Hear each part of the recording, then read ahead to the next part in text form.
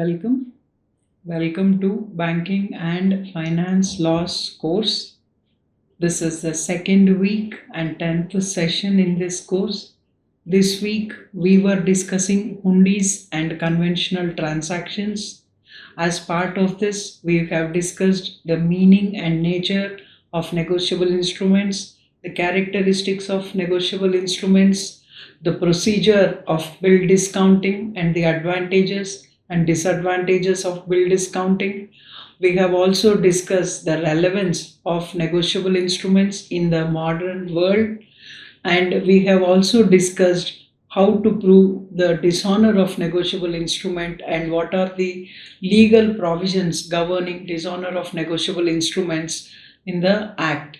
In the previous classes, all these we have discussed. Now in this class, as part of this hundis and conventional transactions, we will discuss some court decisions. Thus is what we call it as case law relating to dishonor of negotiable instruments, the law laid down by the courts in the process of interpreting the dishonor of negotiable instrument. So this case, Vinod Tanna versus Zaheer Siddiqui, a 2001 Supreme Court decision. Now what the Supreme Court said in this case was, if the dishonor of check was done for insufficiency of funds, and if the accused has ordered the bank to stop the payment of that check because there are no funds, then only criminal consequence will be taken up. But when the signature is incomplete and if the bank dishonored the check because the signature is not proper or some other reason, then criminal consequences do not follow. So only dishonor of check for insufficiency of funds. That means you issue a check when there are no money in your account. That is what we call it as insufficiency of funds. Or there is money in your account, but it is not sufficient. The check amount is more than your money in your account. In that case, you are prohibited from in a way what we call it as, if the case or if the dishonor of the check is not for some other reason like lack of signature or lack of improper signature or something else, or the date is not proper, but if it is for insufficiency of funds, then only criminal consequence will arise. And also if the check is a gift check or a charity check also, that will not invite criminal consequences. Only if it is given for due payment or for a valid consideration, if the check is for that reasons only, it will invite criminal consequences. Otherwise, it does not invite criminal consequences under section 138 of the Negotiable Instruments Act 1881. Now, in the next case, this is Kolla Veera Raghav versus Gorantla Venkateswara. This is 2011 Supreme Court decision reported in All India Report 641 page number. Those who want to read the case can read it from there. But in this case, what happened? The accused was convicted under section 138 of the Negotiable Instruments Act for dishonor of the check. And there was also another complaint about the same facts, that is relating to the dishonor of check, because dishonor of check also means you have cheated the public, cheated that person. So it amounts to cheating under the Indian Penal Code, the then section 420 of the Indian Penal Code. The case was filed. As you all know, Indian Penal Code is not operative now. Now what we have is BNS, Bharatiya Nyaya Sanhita, enacted in 2023, which replaced Indian Penal Code. And if you were to relate it with the present law, it is section 318 of BNS instead of 420 of IPC. But during 2011, Indian Penal Code was in operation. So under that section 420, they have filed a complaint. Now the fellow says it amounts to double jeopardy. You are convicting the same person for the same facts. You can't have two cases. Now although the offences are different, the facts are same. So the court held the prosecution under the penal code was barred, because it is the same facts. On the same facts you can't have two cases and the person is already punished, so there should not be another case proceeding that will happen. That is what the court has held. Now, Section 147, Section 147 of the Negotiable Instruments Act 1881 reads that the offences are compoundable. That is the offence under 138, that is dishonour of check, making it criminal. It can be compoundable. Compoundable means where compromise is allowed. All the offences under Indian Penal Code can be categorized as compoundable and non-compoundable. Compoundable offence means where compromise is allowed. Non-compoundable means where even if the parties want to compromise, law will not allow them to compromise. Like say you commit murder and then say we will compromise, it is not allowed by law. That is how, so certain offences are allowed to be compromised, and dishonour of check is one such offence where compromise is allowed by law. Now here it says, notwithstanding anything contained in Criminal Procedure Code, every offence punishable under this act shall be compoundable. Today we don't have Code of Criminal Procedure also. In that place we have VNSS. So we will come to that later. Now in this case, where the compromise, the guidelines to compromise was given by the Supreme Court. Now once compromise is allowed, you can compromise the case at any stage, at the beginning stage or at the end.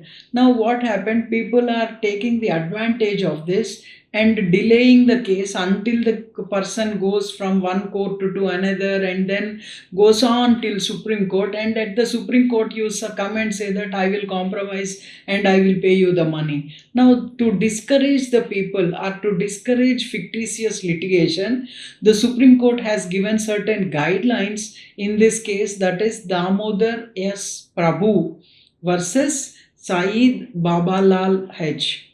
Now this is a 2010 Supreme Court decision reported in AIR 1907 page number. Now in this case, what did the Supreme Court state? Suppose compounding of offences if the person is compromising in the very first hearing or the second hearing of the case. That means after the case is filed and the charges are made, if the person when the first hearing of the case or at the second hearing of the case, if the persons are willing to compromise, no costs will be imposed on them. So they are not required to pay any cost. You can compromise, pay the check amount or whatever and then get it compromised and the complaint will be withdrawn. This is how it is. Or a compromise decree will be ordered, something like that. So a compromise will be reached. Now suppose if the application is made at a subsequent stage, that means you are not asking for compromise or you did not make the compromise application not in the first or second hearing but later. That means at a later stage, if the case has come for final stage or later hearing stages, then if you are compromising at that time, the court tells you that you have to pay 10% of the check amount. That means for 1 lakh check 10,000, for 10 lakhs check 1 lakh, like that. 10% of the check amount has to be paid as costs and has to be deposited with the Legal Services Authority. So 10% cost is imposed on the person who is willing to compromise, not at the initial stages but at the subsequent stages of the hearing. So this discourages the person who want to compromise, that if you want to compromise, compromise it early. Why should you delay it and then compromise later? So this 10% will discourage the people and will encourage the people to compromise in the very first stages only. Now, what if the application to compromise is made before the sessions court or a high court in a revision or in an appeal? Now the person has filed an appeal from the case or the case has gone for a revision petition. Now if you are coming to make a compromise at the appellate stage, then what will happen? Now the costs on the person will be further enhanced. So the cost will go up to 15% of the check amount. So for 1 lakh check, you have to pay 15,000 as cost.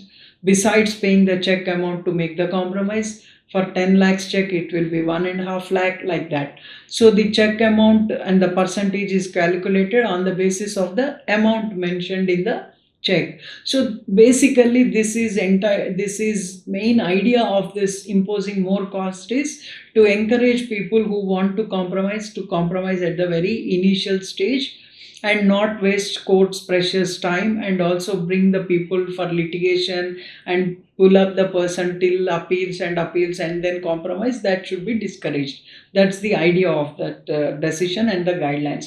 So you have to pay 15% of the check amount as a cost. But if the application for compounding is made later, even further later, before the Supreme Court, you are not compromising at the Sessions Court level or at even at the High Court level, but the case has reached the Supreme Court and now you want to compromise. Now the cost will be further enhanced. You have to pay 20% of the check amount as cost. Only then you are allowed to compromise in this case. So this is further discourages the person to compromise later and encourages the people to give. This case has given a clear guideline as to how to compromise, when to compromise, and what are the advantages of early compromise.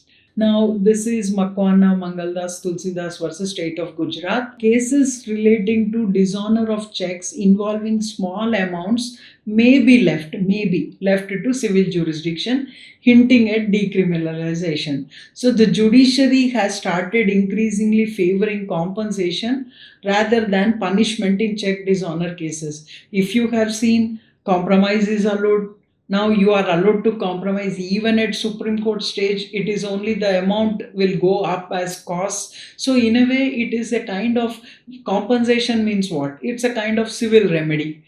Fine and punishment, imprisonment is a kind of criminal sanctions.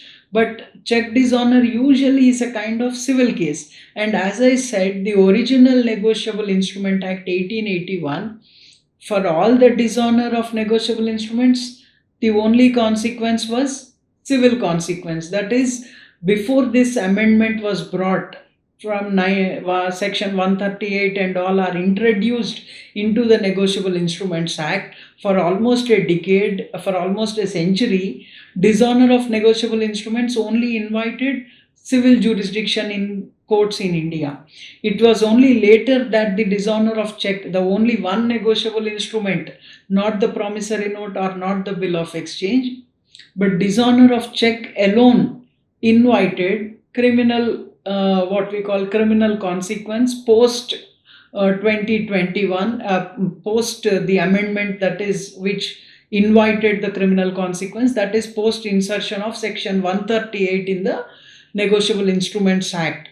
So this was what the court said in 2021. If you recollect, in the previous class, we have stated that Ministry of Finance suggested decriminalization of dishonour of check in 2020, and in 2021, Supreme Court also favored or hinted decriminalization, and they said that at least checks which involve very small amount should go for civil jurisdiction instead of making them criminal. So they are also, judiciary also is favoring decriminalization. Now let us look at a Supreme Court decision of 2021 only. Very interesting observations were made by the Supreme Court. Here I have given full citation for this case. You can read this case.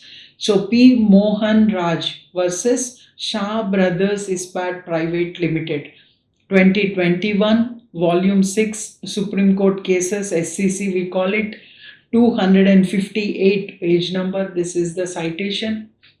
Now in this case, what happened? Now a complaint was made out against a company, that is Shah Brothers Private Limited, under section 138 of Negotiable Instruments Act.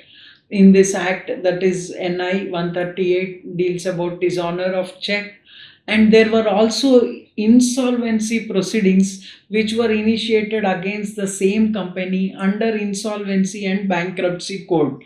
So the company has become insolvent, so they have dishonoured the check, and there are also insolvency proceedings. Now the Supreme Court, the question before the Supreme Court was, under the insolvency and bankruptcy code, when the proceedings were initiated, they have issued, the court, the NCLT there has issued a moratorium against the company, and the moratorium means no legal action will lie against that company until the moratorium issued by that court under the insolvency and bankruptcy code will they apply to the proceedings, criminal proceeding under section 138 of the negotiable instrument. In essence, the court has to determine whether the moratorium issued under IBC, that is Insolvency and Bankruptcy Code, will it prevent the criminal consequence, or will it stop for the time being?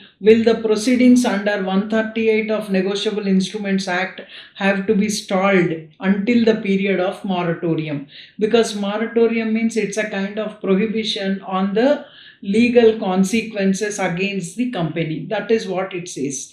Now, what the Supreme Court held was Section 14 of the Insolvency and Bankruptcy Code 2016 bars the proceedings against the corporate debtors during the moratorium. So it definitely bars. So that means during the period of moratorium, there cannot be any proceedings, be it civil or criminal, against the corporate debtor. All legal consequences have to be stalled.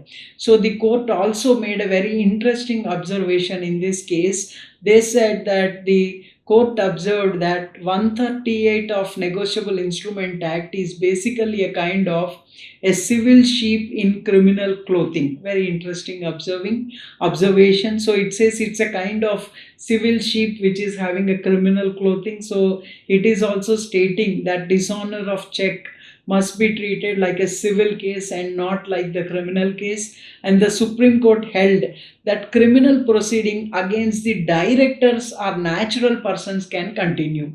So while on the company, so when a case is made out against a company will also be an accused, and the people who has given the checks or with whose knowledge the checks are given, they will also become the accused. So the case is against few accused, it will be company plus others. So the Supreme Court said against the company, that is against the corporate debtor, moratorium will operate. But against the natural persons, that is against the directors or the finance officers or the others who have given that check and who are in the knowledge, against them the case can continue. This is what the Supreme Court held in this particular case. Now, very interesting things that comes out from not only from this case, but also against any case where companies or firms are involved and they are the accused. Suppose a check of a company is dishonored. Now, what will happen? The company has given you a check, but that does not mean company signs the check. On behalf of the company, maybe the directors have signed or finance officers have signed, we don't know. One person will sign. And also you might have entered into that agreement with the company with some people in that company. Now here, suppose you want to file a case on that company because the company check is dishonored.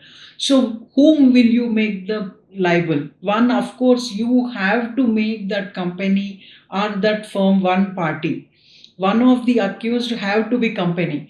Now you can't straight away file the case only on the director or finance officer without taking the company as a accused. So company has to be made the first or one of the accused definitely. Without the company or that firm being the accused, you cannot make others liable, because as directors of that company or as finance officers of that company, your grievance against them has started. So the company or the firm will be the accused, one accused. Then the main question that comes up is who in that company or who in that firm you will pick up to file the cases. You can't pick up anybody on whom you have grievance. Suppose you pick up a person who is not related to this case at all, just because he is an employee in that company. If you simply file a case on that person, it is not proper, because Just because somebody is working as in some position in that company does not mean for all the criminal actions of that company that person will become liable. There is no such concept of vicarious liability in criminal cases. And you just pick up somebody and prosecute that person, they can also file malicious prosecution case on you. So you have to file the case only on the people with whose consent and with whose knowledge or with whose connivance this offense has been committed against you. And in the complaint, when you are filing the complaint, you have to specifically make that averment. Specific averment means, suppose you are picking Mr. A, one of the directors of that company, as an accused. You have to mention why A is liable in this particular case. Suppose you must say that I have asked the A to make the payment. I have entered into an agreement with A. A promised to make this payment. In relation to this promise, A has given me this check. Like that, you have to specify whether it is A, whether it is B, whether it is X, whomever you have picked up, 1, 2, 3, or how many number of people you have picked up as the accused, against each one of them, you have to mention why do you think they are liable for this offense. You must state what is their role in this dishonor case, how are they connected with this case, whether they have the knowledge of this, whether they have consented, what is it that makes you believe that these are the people who committed this offense. You have to mention in that complaint. This is called a specific averment against the particular person whom you have picked up as the accused. So mere working in a company, mere holding positions in a company, or mere holding positions in particular firms will not make them criminally liable for the offenses that are committed by someone else in that company or in that firm or in that organization or in that institution. So you have to be very careful. As I said, otherwise that other person may file a defamation case on you or may file a malicious prosecution case against you. And if a particular person believes that the criminal proceedings against him were not proper and that he should not be made an accused, he can go to the High Court and request the High Court to quash the proceedings against him. And the High Court may quash the proceedings if they think that there is no reason to believe that this person is responsible. So if your specific averments are not sufficient enough for the High Court to believe that he is an accused or he has the knowledge of that offense, even before the proceeding of the case is against him, the High Court may quash the proceedings against that particular accused. So you have to be very careful against whom in the company. And also, as I said, you can't make the people of an organization or a company liable without that company or that organization or the firm being made a party to the case. That means one of the accused has to be the corporate company, firm or organization, and the other accused will be the people with whose knowledge, with whose consent and with whose connivance this has been committed, the offense has been committed. Now there is this case where we will discuss the facts of this case. This is relating to the post dated check being issued for repayment of debt. The case name is Dashrathbhai, Trikambhai Patel versus Hitesh, Mahendrabhai Patel. This is a Supreme Court decision. The citation is available. The Supreme Court case citation is given, 10th volume, page 152. Now the post-dated check which was issued for repayment of the debt, the part payment was made for the check. So that suppose the check amount is 1 lakh, say 30,000 is already paid. This is what we call it as part payment before the presentation of the check. Now the Supreme Court says that Section 56 of Negotiable Instruments Act allows for partial payments to be made and they have to be written on that note, endorsed on that note.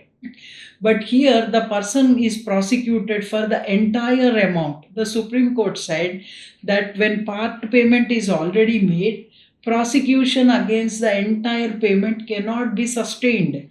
So you have to endorse the part payment on that instrument, and prosecution can only lie for the remaining portion of the amount and not for the entire amount. And this way prosecuting is not appropriate. That particular amount has to be endorsed, because there is a procedure for negotiable instruments being endorsed, and that has to be followed.